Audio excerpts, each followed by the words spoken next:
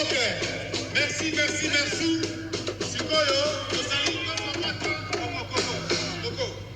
Sikoyo tozwa mwa temps awa po toye tosangani biso nyonso tokutani awa mais message il faut ezala passé na yango tokosenga tozwa mwa 1 minute totanga message en anglais po ezalakisa raison nini biso nyonso toye kokutanela awa. Merci.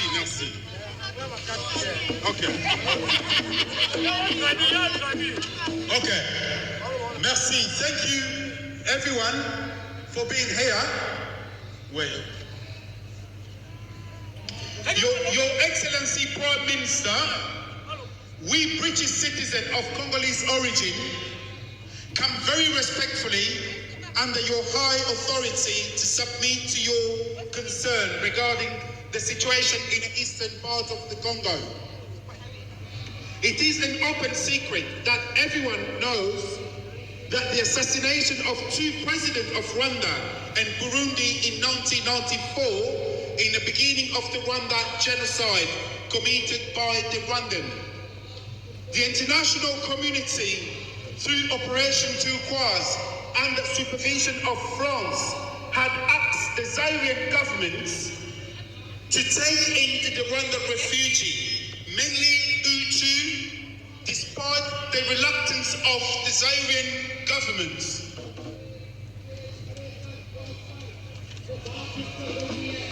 Among these refugees were those who were armed and who were now called Democratic Forces for the Liberation of Rwanda, FDLR. When the current regime came to power, these FDLR were hunted down by ruling alliance of Democratic Force for the Liberation of Congo, AFDL, with Laurent Désiré Kabila as the Congolese head of the state and James Kabarebe, a Rwandan Tutsi, as the chief of general staff of the Congolese army. After killing Laurent Désiré Kabila, this Rwandan Tutsi, with the complicity of the international community across Belgium, put Joseph Kabila, alleged son of Laurent Désiré Kabila, at the head of the DRC. The FDLR massacre continued under the compliance and the eye of the community, of the international community.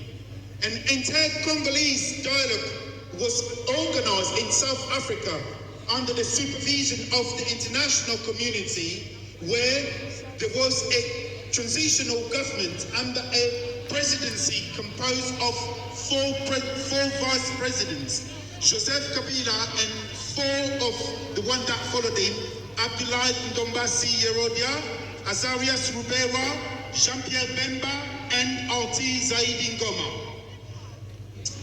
Azarias Rubera was in charge of the defense and killing of the FDLR, continue under the complicit eye of the international community. Joseph Kabila continued under 2 terms and more, with Azarias Rubera present in all government with different ministerial functions, defense decentralization and customary affairs. The killing of the FDLR continued with the Congolese and Rwanda's army. With the 2018 election, Felix Antoine Tshisekedi, president and head of the state of the DRC, collaborated with Paul Kagame, president of Rwanda, despite the disagreement of the majority of Congolese. Together, they put the mechanism in place to neutralize and influence the FDLR. In view of all that is described above, but what magic could these FDLR still continue to threaten to the regime of Paul Kagame? During all this time, the Congolese Tutsi knows the Banyamulenge have been and still are present in all institutions of the DRC and the security services, army, police and intelligence. So there are Tutsi who are massacred in DRC, so the Rwandan army can come and protect them. Rwanda now playing the role in the community, in the international community. Can the United Kingdom, our country, accept that the DRC is waging the war in the ground that the British people of Congolese origin are mistreated? Yes. This response would confirm the active participation of the Western powers, of which Rwanda would be a mere cover. For Ukraine, the international community power have mobilized billions of pounds, sophisticated weapons and sanctions. Whereas for DRC, the same power limit themselves only to declarations.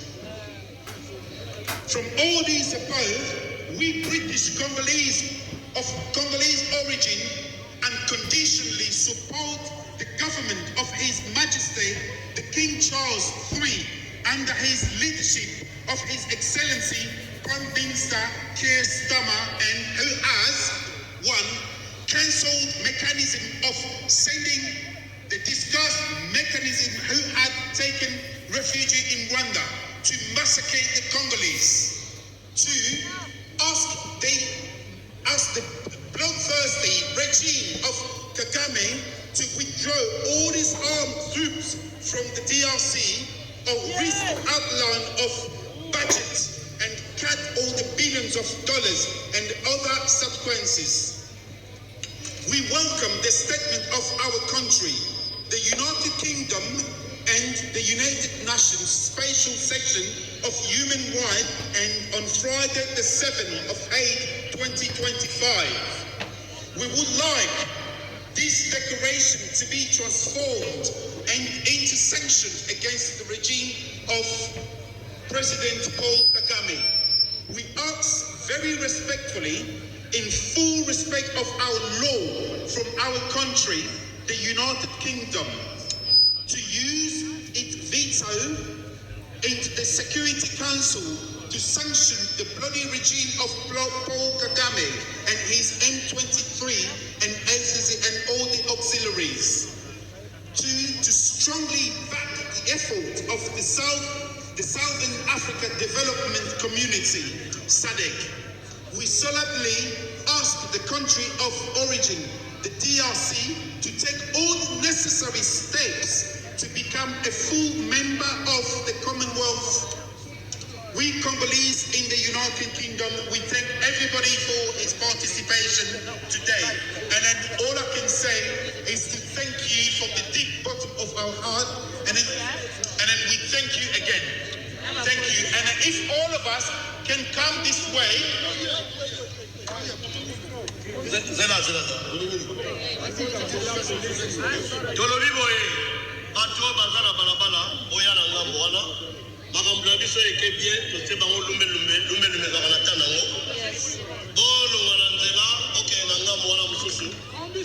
S'il vous plaît,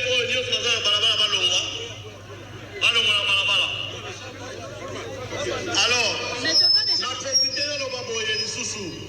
Bandeko, ba mama bazotambola. Soko za 5 livres na poche. Soko za 5 livres na poche. Pesa